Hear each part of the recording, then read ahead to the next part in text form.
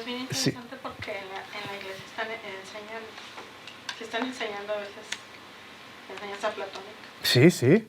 Y sí es difícil en realidad entender que puede haber un cielo nuevo, una tierra nueva con cuerpos físicos. Sí. Sí, es cierto. Sí, es cierto, sí.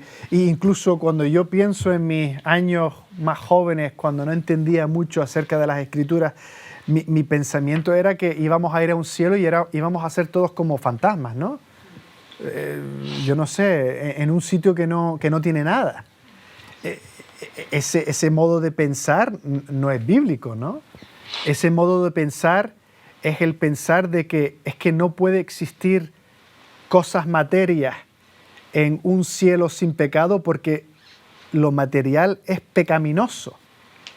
Y es que eso no es cierto. El Señor, cuando creó en Génesis 1 y 2, creó el mundo material, el cuerpo humano material.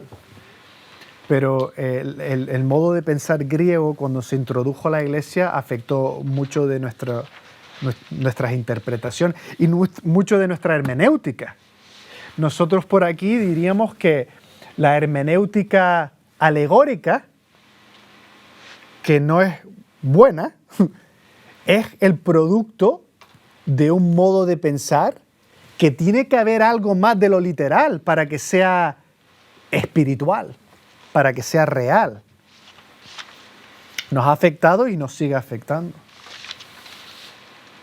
Bueno, hemos hablado del legado de Adán antes de la caída, pero es que ninguno de nosotros hemos vivido en ese legado, ¿no? Que nadie nació antes de la caída de Adán. Entonces, cuando hablamos de Adán como nuestro cabeza de humanidad, estamos hablando de nuestro legado de perdición. Y claro, ahí tenemos Génesis 3, lo leímos hace unas semanas, lo podéis leer en casa, caímos y nos escondimos. Y el Señor nos buscó no porque no sabía dónde estábamos, sino porque es un Dios de gracia y nos busca.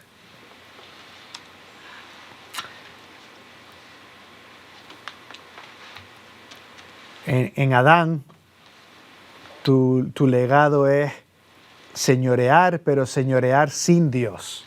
Es que continúas con ese deseo de señorear, de gobernar, de representar, pero ahora sin Dios. Y de sustituir, ¿no? De reemplazar a Dios. Y de representarte a ti mismo. Y estamos en un mundo egoísta, ¿no? Esto es desde el principio. Pablo lo dice mejor que nadie, ¿no? En Romanos 3, por cuanto todos pecaron y están destituidos de la gloria de Dios. Todos pecaron.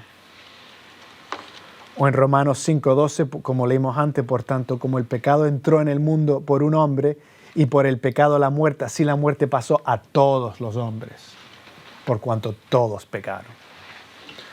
Todos pecan, todos cometemos pecados, pero todos también hemos nacido en pecado, en Adán, en una situación, en un estado de pecado, no solo en acciones de pecado. Efesios 2, 1 al 3, y Él os dio vida a vosotros cuando estabais, ¿qué?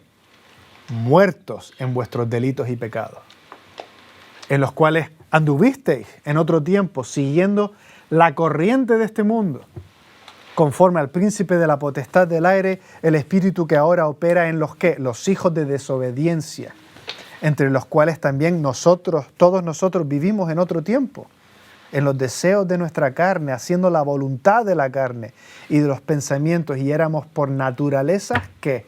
Hijos de ira, lo mismo que los demás. ¿Qué es lo que está diciendo Pablo? Que estamos muertos. No en Cristo, en Adán. En Adán estamos muertos. Muerte es no tener vida. Pero estamos respirando, estamos vivos, ¿no? Pues sí, en cierta forma sí, pero en cuanto a los ojos de Dios, estar muerto es no tener vida con Dios. Y no tenemos vida con Dios, estamos muertos.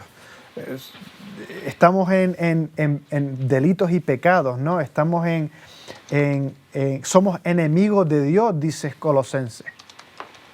No, estamos bajo su sentencia. El pecado, en su palabra literal, significa no darle al, ¿cómo es la palabra? El bullseye. El blanco. No darle al blanco, ¿no? No darle.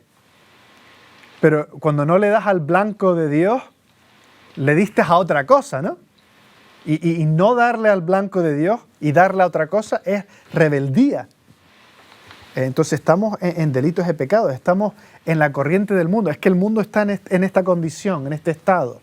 Y por eso estamos en desobediencia y estamos bajo la ira de Dios. Somos descendientes del mal, ¿no? Estamos llegando, tranquilo. Vamos a parar pronto. Aquí tenemos bueno, claro, no es una foto, pero tenemos a Pelagio y a San Agustín. No sé si conocéis la historia de estos dos creyentes, eruditos,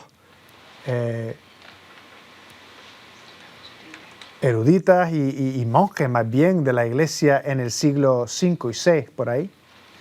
Y ellos entraron en un gran debate hace 1500 años acerca de lo que se llama el pecado original. Y el que ganó el debate realmente es San Agustín. Y su influencia en la iglesia es enorme, especialmente en la iglesia católica romana del oeste. Y Pelagio era un monje en el Reino Unido, lo que era el Reino Unido antes de lo que es hoy. Y él perdió, y aunque no lo mataron, no creo, sí lo echaron fuera, ¿no? Pero la discusión era sobre el pecado real, original. Que Adán, cuando pecó, llegó a ser un ser que ahora había pecado, pero que no cayó en un estado de pecado, sino que empezó a conocer el pecado, ¿no? San Agustín fue el que dijo, no, cuando Adán pecó, cayó a un estado de pecado. Y todos los que nacen de Adán nacen en un estado de pecado. Y hay que entender la diferencia. La diferencia es que si Adán solo es pecador porque cometió un pecado, uno puede nacer de Adán y no estar en pecado hasta que peque. O sea, la acción de pecar es lo que te hace un pecador. Pero Agustín dice, no, las Escrituras enseñan que todos los que han nacido después de Adán han nacido de un hombre que está en un estado de pecado. Y sin pecar, están en pecado. ¿Entendéis la diferencia? Déjenme explicarlo de otra forma usando algunas de las palabras que usó San Agustín y después hablaremos. San Agustín habló del posse non peccare. En latín, claro, ellos escribían en esos tiempos así. Y lo que él quería decir con el posse non peccare es que antes de la caída de Adán era posible para Adán no pecar. Él pudo no pecar. Posse non peccare. Génesis 1 al 2. La única situación en la historia del ser humano hasta este punto en cuanto uno pudo posiblemente no pecar era Adán y Eva. Pero cuando pecaron, cuando se rebelaron en Génesis 3, entramos en un estado de ahora no es posible no pecar. Ya no es posible no pecar, porque uno nace en un estado, en una situación de pecado. Uno solo puede pecar. Le llamamos non posse non peccare. Parte de la discusión para Agustín era más bien el tema de lo que él llamaba incurvatos in se. En latín estamos como curvados, ¿no?, hacia adentro. Fuimos creados para levantar los brazos y levantar nuestra semejanza y nuestra cara hacia Dios en adoración a Él. Y el pecar de Adán le hizo como mirar hacia adentro. Me alabo a mí, me miro a mí, me adoro a mí. Y todos nacemos con esa curva, la curva del pecado, incurvatus en se. Hubo un tiempo cuando era posible no pecar, pero ya todo el mundo que nació desde Adán, nació en Adán, nació sin la posibilidad de estar en esa condición. O sea, cayó, no solo pecó. En pecar, cometer la acción, su condición cambió, su estado cambió. Y claro, es lo que enseñamos aquí en el seminario, ¿no? Todo descendiente de Adán, todo nacido desde Adán en este mundo, no posee el rastro de vida eterna.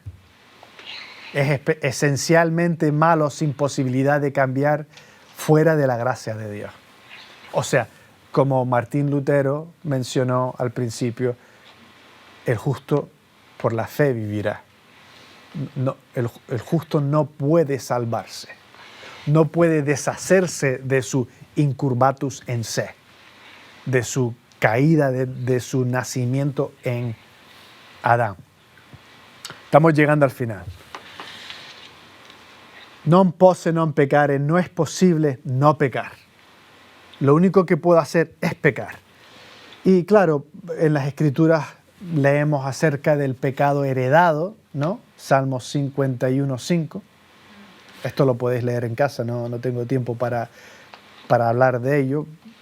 Las Escrituras nos enseñan acerca del pecado individual, que todos pecamos, cometemos acciones de pecado, todos mentimos o engañamos, o tenemos actitudes pecaminosas o intenciones pecaminosas, pero también todos hemos recibido imputados el pecado en Adán, y todos son merecedores de muerte.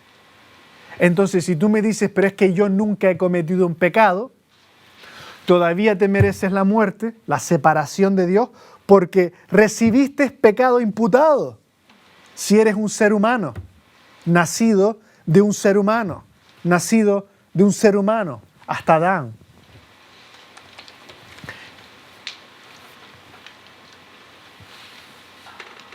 Otra vez Efesios, claro, 2, del 1 al 3, muertos. La corriente del mundo, hijos de desobediencia, hijos de la ira. Pablo dice que él y todos los creyentes de Efesios en un tiempo anduvieron así. Y tú y yo también. Hijos de la ira o hijos de ira te mete el miedo de Dios, ¿no? Porque ¿qué significa eso? Que estamos fuera de la... Que vivimos en la esfera del pecado, ¿no? Que somos los muertos vivientes, que estamos bajo Satanás, versículo 2, que somos los que vivimos en la obra de la carne caída, versículo 3, que estamos condenados por la ira de Dios. Lo que quiero que veáis es que la justicia de Dios, si Dios es justo y si Dios tiene integridad, Él tiene que condenar a muerte, y no solo es muerte en el sentido de, sino separación eterna de Dios a todo aquel que está en Adán. Y si Dios no condena a todo aquel que está en Adán, Él no es un Dios justo. Y Él no es un Dios de integridad, no es un Dios honesto, no es un Dios bueno. No es un Dios que se merece nuestra adoración, ¿no? El doctor Pentecost, que enseñó aquí hace muchos años y durante muchos años, era un gran hombre, lo conocí muy bien personalmente cuando era estudiante aquí, porque él viajó por Irlanda también y era un gran hombre. Mira lo que dice él: somos herederos de generaciones de la enseñanza, de la evolución, que ve al hombre en una espiral siempre ascendente. subiendo más alto y más alto de las profundidades de donde ha surgido, hasta que finalmente llegará a las estrellas. Tan ampliamente aceptado es este concepto que de alguna manera hemos llegado a sentir que hay tanto bien en el peor de nosotros que el hombre no está tan mal después de todo, ¿no? No somos tan malos, es lo que está diciendo. Cuando medimos a los hombres por el hombre, siempre podemos hallar a alguien que esté más abajo de lo que estamos en la escala moral, en la escala de ética. Y la comparación nos da un sentimiento de autosatisfacción. Es que yo no soy tan malo porque mira aquel. Y me siento bien si me comparo a él. Pero las Escrituras no miden al hombre por el hombre. Miden a los hombres con el Dios que los creó. Y la criatura es medida por el Creador. Y se queda corto. Muy bien dicho, ¿no? Pues en conclusión, el derecho justo de Dios, recordáis esto, es de recibir gloria, ¿no?, de tu vida. Y Él recibe gloria máxima cuando tu vida es una vida santa. Una vida parecida a la de Él. Fuimos creados para gobernar como Dios, con vida santa. Y para Dios, para su gloria. Y con Dios, en relación y comunión y intimidad con Él, como portadores de su imagen, ¿no? Recordáis que dije que gloria es el buen parecer de Dios a través de mi vida y santo es mi parecer más a Dios. Pero la realidad es que en Adán no podemos ofrecerle gloria a Dios. En Adán no podemos ofrecerle gloria a Dios, la gloria de Dios que se merece a través de nuestras vidas porque no somos santos como Él requiere. En Adán no somos santos como Dios requiere que seamos para vivir en comunión con Él eternamente, ofreciéndole gloria. Es imposible. Entonces el legado de Adán es uno de privilegio originalmente que se convirtió en caída, ¿no?, en perdición. Pregunta. ¿Tenías una, no? No sé si... Sería un comentario en relación con la discusión de Plegario y Agustín, ¿no? Sí. Es decir, en cierta forma, lo que veía es que es parte de esa discusión sigue al día de hoy en Sí. relación, pero en relación, lo estaba pensando con la muerte de los niños no nacidos Sí. y los niños pequeños, Sí, sí. que pastoralmente cuando uno habla con una madre que se le muere un niño, y la gran carga que tiene la madre por si el niño, ¿dónde está el niño? Sí. ¿No? Sí. No, sí, es un buen comentario y es una situación muy difícil. Y la Biblia no nos ofrece mucho, sino sabemos que en la soberanía y en lo bueno que es nuestro Dios, Él va a ser justo con esos niños, ¿no? Yo no sé. Sí, también miramos a ese trozo en la vida de David cuando perdió a su hijo y dijo que un día él iba a estar con él y lo iba a ver de nuevo y nos trae un poco de apoyo, ¿no? Pero no lo sé. Lo que sí sé es que una de las razones por la cual la Iglesia Católica Romana en los días de Agustín empezaron a bautizar a los niños por esa razón, ¿no? Si la salvación es por medio de la Iglesia y uno es parte de la Iglesia por medio del bautismo, entonces, y si uno no es parte de la Iglesia no es salvo, entonces cuando nace el niño tenemos que bautizarlo para que sea salvo, ¿no? Esa era una de las razones por la cual el bautismo de los infantes entró a la Iglesia. Pero sí es un tema muy difícil. Yo personalmente sí creo que el niño o la niña, el bebé, entra en la presencia de Dios por lo que dijo el rey David. Pero no puedo defenderlo más que eso y lo dejo ahí. A mí porque me queda, el Señor es lo mismo, ¿no? Sí. Pero con mala conciencia. Sí, Porque digo, estoy dando un consuelo que no sé si es verdadero. sí, es difícil. Pero creo que puedes honestamente decirle que ahí es en donde estoy, que yo creo que Dios sí ha permitido que el niño entre a su presencia por lo que ha dicho David y ya está. Eso es el único sitio que me da un poco de ayuda bíblica. Y no estoy intentando cambiar lo que dijo David, eso es lo que dijo. Sí, está ahí. Pero es que no hay ninguna parte de las Escrituras que nos abren eso un poco más, ¿no?